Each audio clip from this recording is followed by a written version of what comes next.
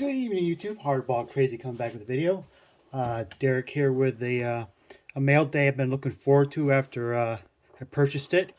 It came all the way from Italy, of all places, because it was because it's a stamp. As you can tell by the title of the video, it's the most unique Japanese item. But you know what? It's not really Japanese. It's from United Arab Emirates, of all places. It's a stamp of a couple Japanese players.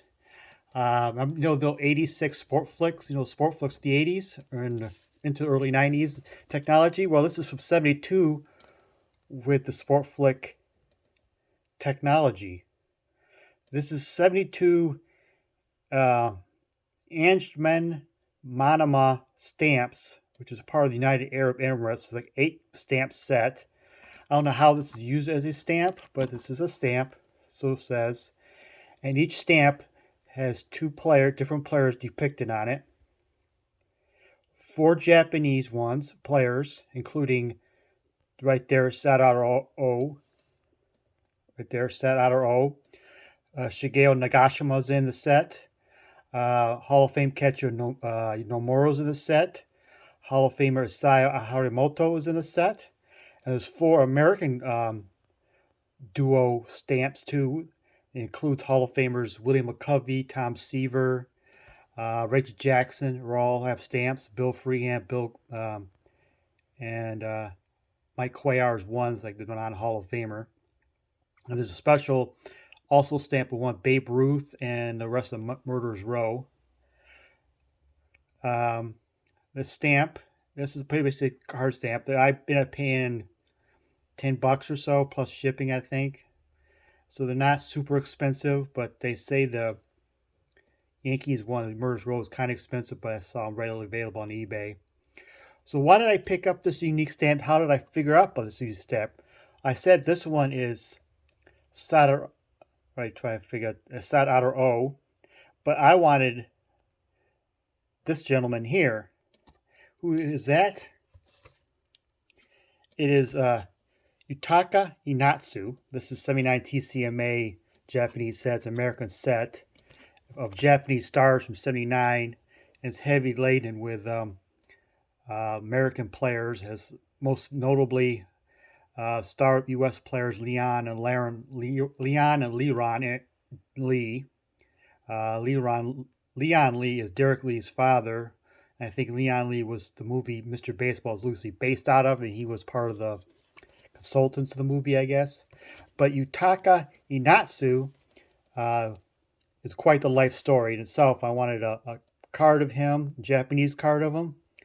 And so I went on the trading card database to find out when is his Japanese rookie card. And they're all Calbees from like 73. But his first card is the 72 Manama, I don't know if I'm pronouncing it right, stamp with Sadaru. So this is his first professional card of Yutaka Inatsu. Now you know about the set a little bit. I'm going to talk about Mr. Inatsu. He was as a child, he was a little bit of a troublemaker, but he used baseball as a way out of getting out of trouble, I guess. Star pitcher. We always had infatuation, even as a youngster and even as an adult, of the Japanese mafia, with samurai and all that. He signed with the pros, and he became one of the best pitchers in the Japanese league. He actually has a world record. He once struck out 401 batters in 1 year, which is U.S. records 383 by Nolan Ryan, which broke Sandy Koufax's record, but the world record is Mr. Natsu. Clete Boyer, Ken's brother, who once played with the Yankees, played several years with the Japan. He said that Inatsu was the best pitcher at his height, at his greatest. Inatsu was the best pitcher he ever faced. At one point, he hit a walk-off home run on his own no-hitter. He once struck out 9 consecutive batters in 71 All-Star game. Over 3 All-Star games, he struck out 15 consecutive batters, which both are league still records in Japan. When he got to the pros, he was still had this infatuation and fandom towards the mafia. So when he got to the pros, signed major contracts, teammate or somebody told him where to hang out with the mafia. So he kind of hung out. He's known to have being out late, playing cards. He said he once smoked 100 packs of cigarettes a day, and so he wasn't the best conditioned athlete out there. He wasn't the most sort of like a Babe Ruth of the day. He was the most dedicated athlete out there. So he had late nights and such, and kind of caught up to his body. And the doc says you have to give up one of his vices, so he decided to give up. He couldn't give up the cigarettes after the game. He couldn't give up women, and he couldn't give up the late night gamings at the bars and stuff. So he gave up alcohol. Was let go of his original team. I can't remember exactly all the teams he played for, but then he became a relief pitcher, and he kind of resurrected his career. He ended up winning 2 league MVPs, and strike out, ended up saving over 190 games as a reliever. He's still not the most dedicated athlete still. By early 80s, he was released again out of Japan. He actually tried out 85 with the Milwaukee Brewers. Yes, the Milwaukee Brewers, the Major League Baseball. Didn't make out of spring training, was one of the last cuts, and after that he retired from baseball. Went back to Japan, became a journalist, and that's where people start thinking he got into drugs and such, and he was known to maybe fall asleep in a couple press boxes, a few games, and people kind of thought about more drugs, so his apartment got raided, and they found a bunch of meth and drug paraphernalia there, and he was arrested. And being a first-time arrester, he was going to get probation, but part of the probation was naming his suppliers. He never named his suppliers, so he went to prison for a couple years. And while in prison, he was a bit of a celebrity because baseball, number one in Japan, number one sport.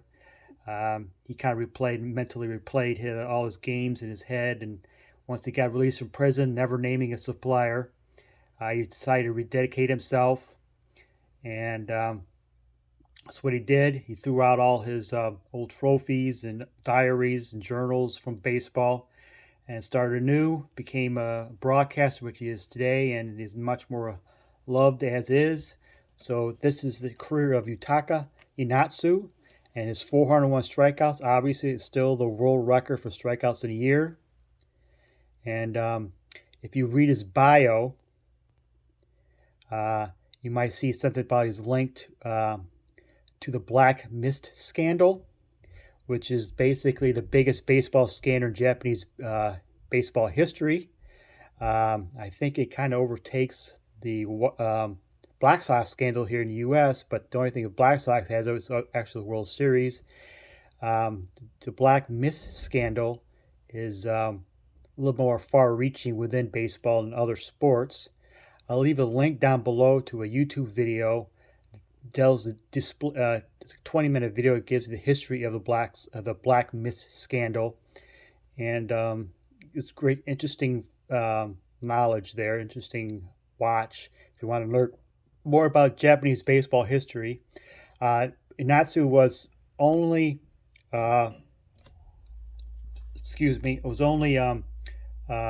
gave a heavy warning in this Black Mist scandal because he was associated with some of the mobsters, but he was never part of the scandal and throwing games. So Inatsu basically just got a warning, and he got suspended for something else during his career, but I can't remember. Probably just being out and about and being along with the mafia and such. But I'll leave a link about the Black Mist scandal down in the description below, and that's Yutaka Inatsu, and this is the Pre-Sportflick 72, 14 years before Sportflicks hit the US, 72 stamp of Sadaharu O and Yutaka Nanatsu. Quite a unique piece from the United Arab Emirates stamp, and it's kind of a cool, unique item. Sort of another vintage Sadaharu O item. Can't have too many of those in your collection. It's like can't have too many Hank Aaron's and Willie Mays' and Mickey Mantles in your collection. If you're a Japanese collector, you can't have too many Sadaharu O's. And this is the first pro collecting item of Yutaka Anatsu, the world leader in strikeouts in a season with 401 and two-time league MVP. Hope you enjoyed the video. Thank you for watching.